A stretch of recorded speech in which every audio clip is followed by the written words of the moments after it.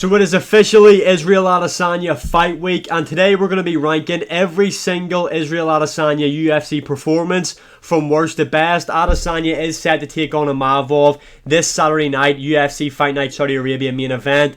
My predictions for that entire card will be up this week, but we're not talking about the predictions today. We are ranking Adesanya's UFC career. Starting off with his worst performance is Sean Strickland. Now, you might say to me, but what about the low-level competition Adesanya fought when he first joined the UFC? Surely because Sean Strickland is a high-level mixed martial artist, he shouldn't be this low down. Israel Adesanya's performance in this fight was dog shit. Let's just be 100% honest. Sean Strickland was a massive underdog in this matchup. He took this fight on like 4 weeks' notice. Might have been more.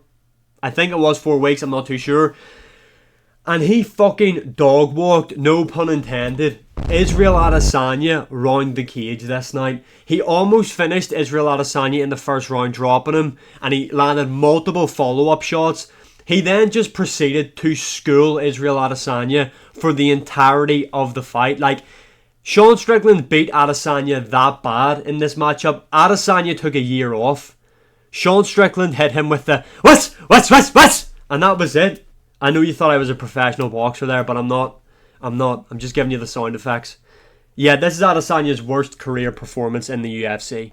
Moving on, we've got his next one against Jan Blachowicz. Now, you could say to me again, Jan Blachowicz is a high-level mixed martial artist. What about the lower-level guys that Adesanya had fought? Similar to the Sean Strickland performance, Adesanya just got completely outclassed in this matchup. Now, you might say to me, did he really? Because if you go back and watch this fight, there is a lot of hardcore glazing from Joe Rogan and the commentary team on this matchup. They kept saying, by God, look at the feints of Adesanya. When Jan Blachowicz wasn't even biting on the feints. Like, Jan Blachowicz beat Adesanya in the striking and then took him down and controlled him. Like, Adesanya got visibly outclassed. Obviously, this was when Adesanya dared to be great and move up to the light heavyweight division.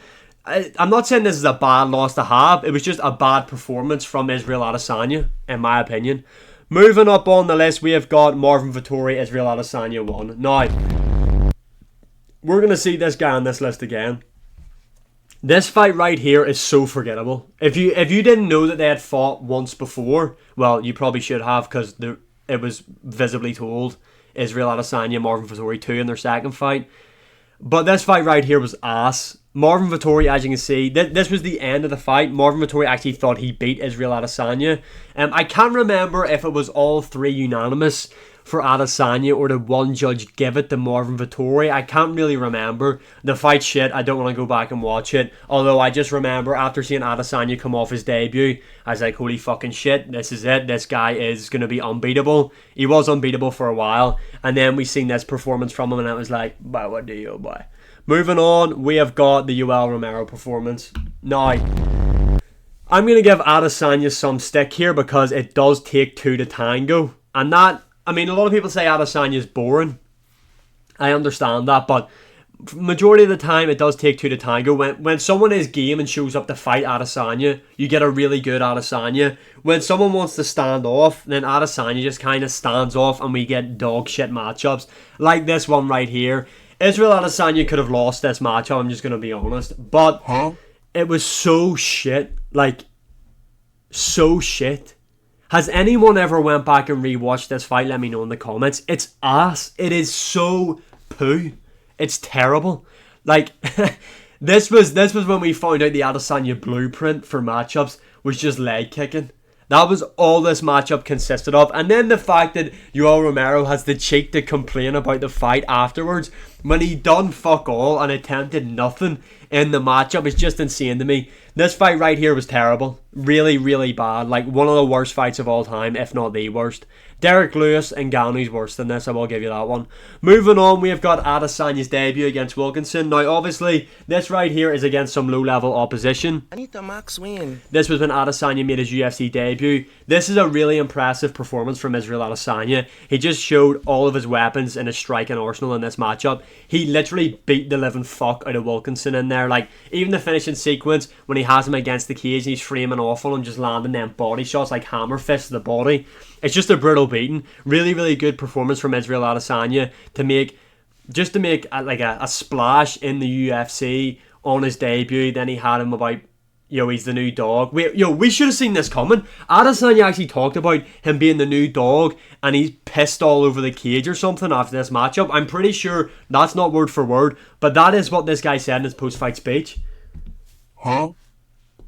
He was letting us know his love for dogs in his UFC debut. But right enough, this was a great performance from Israel Adesanya. Style on the guy, obviously low level opposition, but Adesanya's performance in the matchup was really, really good. Moving on, we have got Marvin Vettori 2. Now, this fight right here, again, is also fart. This is shit. This is terrible. Adesanya clearly won this matchup, although this card, especially the main card, was a bit of a sleeper. This is the main event, which name value is good, the fight didn't deliver. You had Davison Figueiredo, Brandon Moreno 2 delivered, and you had Nate Diaz, Leon Edwards on this matchup. Leon Edwards smoked Diaz but nearly got finished in the last round, but we're not talking about that. We're talking about this fight right here. This was shit. Again, this was Adesanya just leg kicking, being held against the cage, showing Adesanya's good takedown defense against the cage. The guy does have really good takedown defense there. The reversals, he was able to get a Marvin Vettori in this matchup. It wasn't great. Like, it's boring, but it's not like Yoel Romero bad. And what makes this hilarious is the fact that Marvin Vettori actually thought he won this matchup. Like, in Marvin Vettori's head, he's 2-0 against Israel Adesanya. This fight was ass. Moving on, the fight against Brad Tavares. Now, this fight right here could have been higher up, in my opinion, because Adesanya had a really, really good performance in there. This was the final of one of the Ultimate Fighter series. Obviously, these guys weren't in the Ultimate Fighter, but this was main event in that card. I think that this would have been Israel Adesanya's first 5-round fight, I believe, if I remember correctly. Adesanya looked good in there. I remember that spinning kick that he nearly took Tavares' head off with, and that's where he gave it away. You know what I mean? But yeah, this was a good performance from Adesanya. Clearly beat Brad Tavares, who was he ranked or just unranked at the time he beat him? I can't really remember. But Brad Tavares has been in the UFC for quite some time now. He has beaten some okay level of opposition. This was just a good win for Adesanya. Really, really good win in my opinion. Moving on, we have got the fight against Anderson Silva. Now, this fight right here, Anderson Silva was obviously done at this point in his career. This actually main evented a card. Huh? This main evented a card because Robert Whittaker pulled out due to an injury against Kevin Gastelum. That was meant to be the main event. This was meant to be the co-main event, I believe. And this ended up being the main event. It's a good win to have, obviously. Anderson Silva, a top 10 fighter of all time, arguably. And Adesanya just beat him up. But this was an old Anderson Silva. You maybe could add the Brad Tavares win over this, but in terms of name value, Anderson Silva's fucking Anderson Silva. Moving on, we have got his performance against Jared Cannonier. Now, this fight right here did stink as well. This was ass, I'm going to be honest. This was the fight when Israel Adesanya came out as The Undertaker, I believe. And when he came out as The Undertaker, I thought, they've given him the glitz and the glam. He's going to be walking out here as the dead man. By God! I thought he was going to put on a really good performance. It was shit. Again, it does take two to tango, though. Jared Cannonier, I thought he was going to actually have some success against Israel Adesanya in there, but he didn't. He just got leg kicked and beat up for all 5 rounds, pretty much. Didn't really offer Israel Adesanya anything. Not really much to say on that fight. Let's move on. Next up, we have got Israel Adesanya versus Robert Whittaker 2. This fight right here, Israel Adesanya arguably lost. Now, Robert Whittaker was hard done by in this matchup. I mean, you knew Robert Whittaker was hard done by when everyone was saying, to beat the champion, you've got to visibly beat the champion. You can't go in there and have a close fight, which I hate that shit. Like, if you've beat the champion, you've beat the champion, regardless if it's fucking close or not. But yeah, Robert Whittaker as well in this matchup. I remember Michael Bisping so clear in my head being like, why is he always losing his fucking lead hand?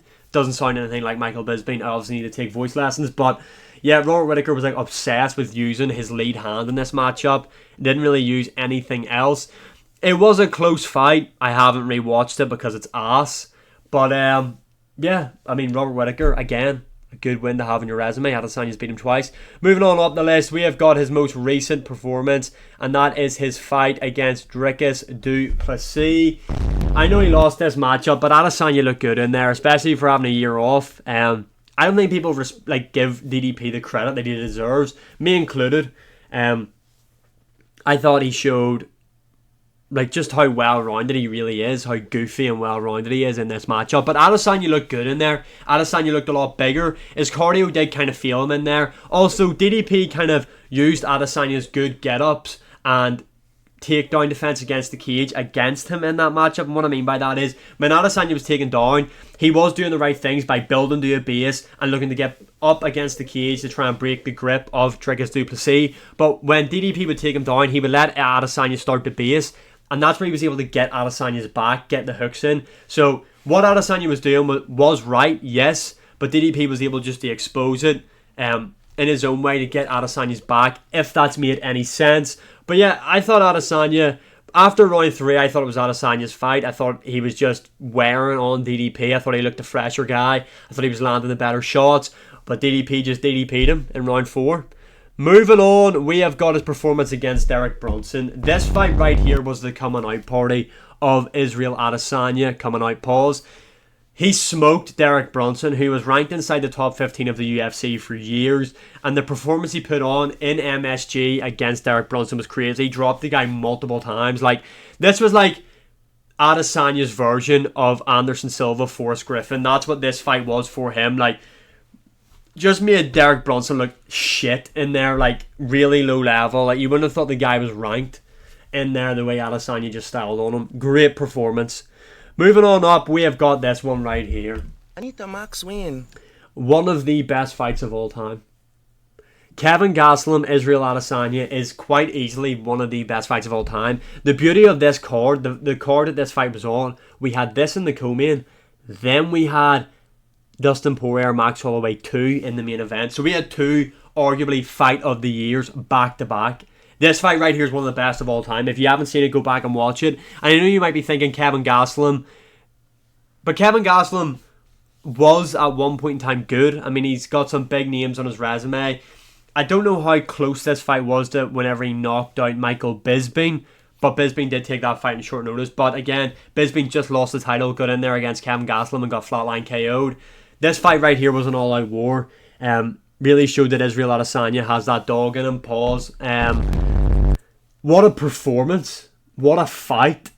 This is such a banger of a matchup. I'm going to go watch this fight after this video. Moving on up, we have got Adesanya versus Pereira 1. Now, you might say to me, but Adesanya lost this matchup. Adesanya was clearly, visibly beating Alex Pereira right up until he got caught.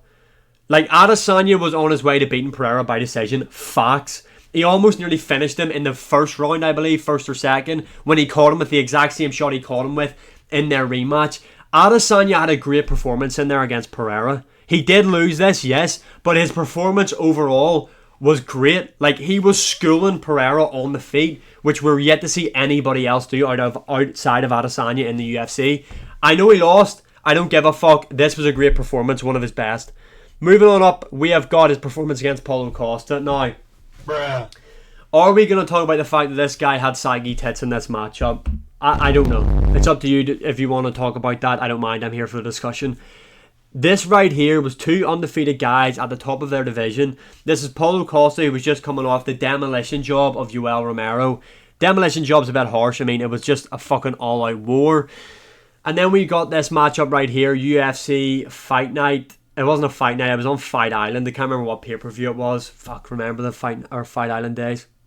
But what do you hear by? But yeah, Israel Adesanya schooled Paulo Costa in there. Absolutely fucking schooled him in there.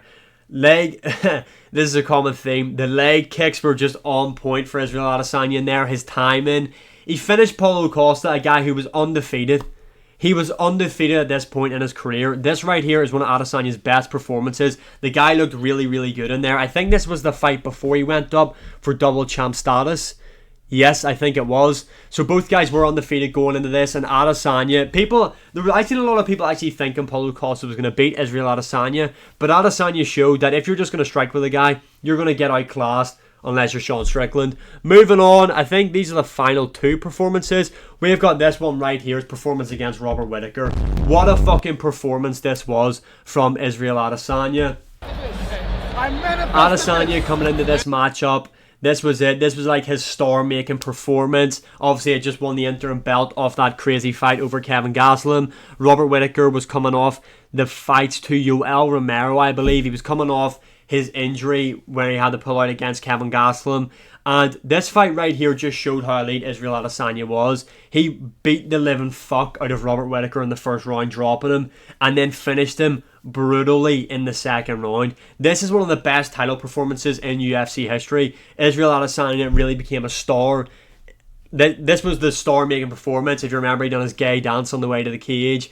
There was a lot of people packed into that arena to see Israel Adesanya, Robert Whittaker, and the guy delivered. UFC 244, I think.